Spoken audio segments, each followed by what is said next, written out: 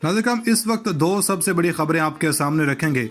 इसमें पहली खबर यह है कि पिछले चंद घंटों के दौरान जो पेशरफ्त हुई और हमने आपको बताया था कि अगले चंद घंटों तक ये मामला अपने मंतकी अंजाम को पहुंच जाएगा। कल खबरें आई कि हेलीकॉप्टर आया हुआ है और ताकतवर शख्सियत असम्बली के साथ आई। इस वक्त अब ताज़ा तरीन अपडेट हैं कि बिल आखिर GHQ की जानब से सीनियरिटी लिस्ट भेज दी गई है और मुमकिन तौर पर नाम कौन कौन से शामिल हैं, और अगर ये समरी भेज दी गई है इसका मतलब यही है कि जो GHQ चाहता है वही हो गया।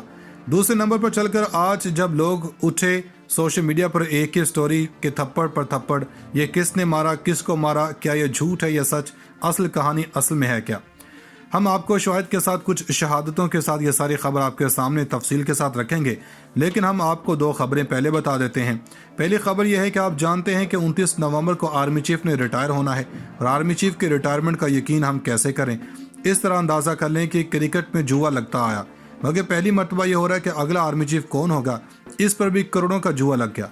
मारूफ सहाफ़ी ने कहा कि जवारियों ने आसिम मुनीर को फेवरेट करार दे दिया, साहिर शमशाद और अजहर अब्बास आगे पीछे जा रहे हैं। लेकिन असल खबर जो चेंज ऑफ कमांड की, जिसका मतलब यह है कि तब्दीली ज़रूर आ रही है, एक्सटेंशन या बाकी चीज़ें शायद इस तरफ जाना शुरू हो गई हैं। खबर यह है कि जाने का यकीन इस बात से कर लें कि चेंज ऑफ कमांड की जो 29 नवंबर को होनी है, आखिरी बार जब ये राहील शरीफ ने की थी वो हॉकी ग्राउंड में हुई थी, जब कमांड इनके हवाले की थी। जनरल बाजवा ने 6 साल बाद ये कमांड हवाले करनी है, मुकाम का तयन तो बाद में होगा। लेकिन खबर यह है कि इस सिलसिले में दावतनामे तकसीम किए जा रहे हैं कि कौन कौन सी शख्सियात को मदऊ किया जाना है, कौन कौन आएगा, कितने बजे आएगा, जो इस बात का सबूत है कि चीज़ें क्लैरिटी के साथ आ गई हैं। ख्वाजा आसफ ने कहा कि इत्तेफाक राय हो गया, बस पेपर वर्क रह गया। अब इन्होंने कहा था कि पीर के रोज से प्रोसेस शुरू हो जाएगा, मंगल या बुध को बाकायदा आर्मी चीफ का ऐलान कर देंगे, ताख़ीर नहीं होगी। अब इस वक्त खबर यह है कि आज का दिन इम्पोर्टेंट क्यों है कि खान ने भी कुछ करना है। दूसरे नंबर पर आप जानते हैं कि असम्बली का अमल GHQ से होता है और GHQ वजारत को भेजता है, वजारत दिफा सेक्रेटरी दिफा को भेजता है, जो बाद में वो एक असम्बली की सूरत में वज़ीर-ए-आज़म को पहुंचाते हैं। साकिब विरक का कहना है कि GHQ ने सीनियरिटी लिस्ट वज़ीर-ए-आज़म को भिजवा दी है, यानी ये लिस्ट भिजवा दी है, असम्बली पीर के रोज भिजवाई जाएगी, वो वज़ीर-ए-आज़म को भिजवा दी जाएगी। अब सवाल ये पैदा होता है कि सीनियरिटी में कौन कौन से नाम शामिल। लोग बहुत से दो नाम इस वक्त टॉप पर रख रहे हैं, जिसमें जनरल साहिर शमशाद और जनरल अजहर अब्बास। दूसरे नंबर पर कह रहे हैं कि आसिम मुनीर और अजहर अब्बास हैं। वैसे आमतौर पर अगर दोनों के इत्तेफाक राय तो 2 नाम भेजे जा सकते हैं, 4 भी 5 भी भेजे जा सकते हैं, लेकिन 2 खिलाड़ी हैं जो इस वक्त चाह रहे हैं कि जो फौज कह रही है जरदारी हैं और दूसरे ख्वाजा आसिफ हैं। इन दोनों की ख्वाहिश है कि जनरल बाजवा या फौज जो कहती है वो कर ले, लेकिन मोहम्मद मालिक हम न्यूज़ के एंकर हैं, इनके मुताबिक इस हवाले से इनका दावा यह है कि इस वक्त नवाज शरीफ का ख्याल यह है कि आर्मी चीफ की अपॉइंटमेंट को लेकर अब नून लीग फर्दर किसी और के ऊपर नहीं छोड़ेगी, जिसका मतलब यह है कि अब वो अपनी सियासत के मुताबिक फैसला करेगी, जिसका मतलब है कि वो ज़रदारी के हवाले से वो फैसला नहीं करेंगे। इनका फैसला है कि इत्तेहाद टूटता है तो टूट जाए, लेकिन अब हम अपनी सियासत और अपने मुफाद के हवाले से करेंगे। अगर ऐसा है तो बिल्कुल ठीक है, लेकिन चीज़ें ऐसी होती हुई अभी नज़र नहीं आ रही। जहाँ पर लगे कि ये हुकूमत के हक में है, चीज़ें वही हैं जो दूसरी तरफ से की जा रही हैं। अब खबर यह है कि इमरान खान ने इस बारे में ज़मान पार्क में मीटिंग तलब की। दूसरा, आज रवात के अंदर लॉन्ग मार्च का पड़ाव हुआ, जहाँ पर इनकी टीम मौजूद है। इसके बाद इमरान खान के पिंडी की कॉल भी देनी, और दूसरी जानब इंतजामिया ने पाकिस्तान तहरीक इंसाफ को रैली की इजाज़त भी दे दी है। धरने का यह जलसा का लफ्ज़ इस्तेमाल नहीं किया गया। जो NOC जारी किया वो रैली का है, जिसमें कहा गया कि 35 शराइत लगाई गई हैं कि आपको ये शराइत पूरी करनी है। अब ज़रा आ जाएँ इस बात पर कि वो थप्पड़ पड़ा या नहीं पड़ा, इसका ताल्लुक कहाँ से है। आज सबसे पहले हमने इस हवाले से मुख्तलिफ जर्नलिस्ट हैं, नादर बलोच ने लिखा, अभी कुछ देर पहले बासठ शख्सियत से मुलाकात हुई, बड़े घर में थप्पड़ की गूंज सुनाई दी, सब हंस रहे थे। फिर एजाज चौधरी ने ट्वीट किया कि ये थप्पड़ का क्या किस्सा है, सुबह देखा तो थप्पड़ ही थप्पड़ हो रहे हैं।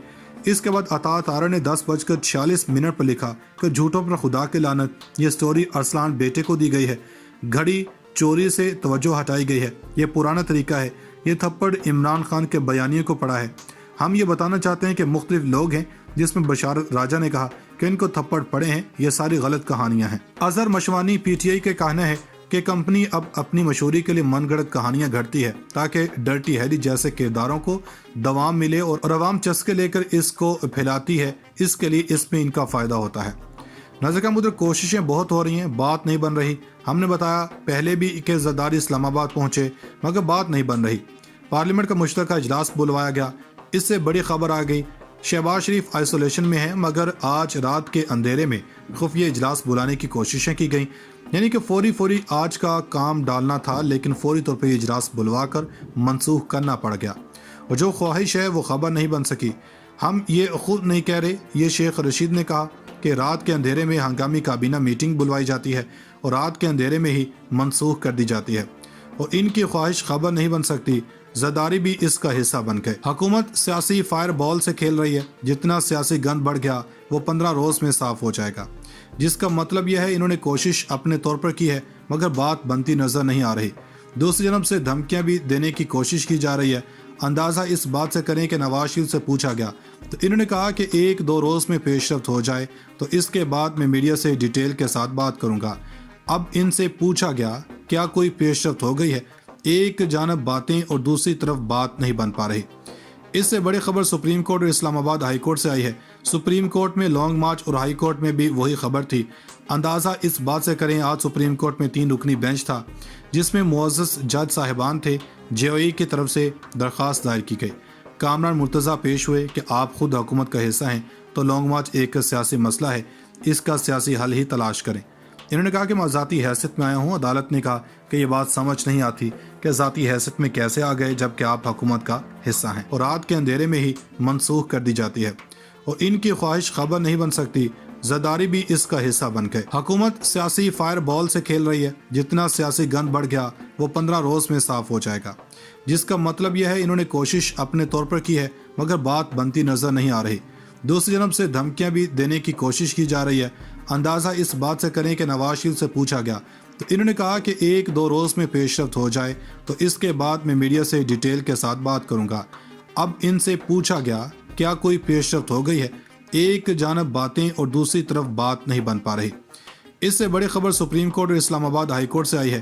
سپریم کورٹ میں لانگ مارچ اور ہائی کورٹ میں بھی وہی خبر تھی۔ اندازہ اس بات سے کریں آج سپریم کورٹ میں 3 رکنی بینچ تھا، جس میں معزز جج صاحبان تھے۔ جے او ای کی طرف سے درخواست دائر کی گئی۔ کامران مرتضیٰ پیش ہوئے کہ آپ خود حکومت کا حصہ ہیں تو لانگ مارچ ایک سیاسی مسئلہ ہے، اس کا سیاسی حل ہی تلاش کریں۔ انہوں نے کہا کہ میں ذاتی حیثیت میں آیا ہوں۔ عدالت نے کہا کہ یہ بات سمجھ نہیں آتی کہ ذاتی حیثیت میں کیسے آ گئے جبکہ آپ حکومت کا حصہ ہیں۔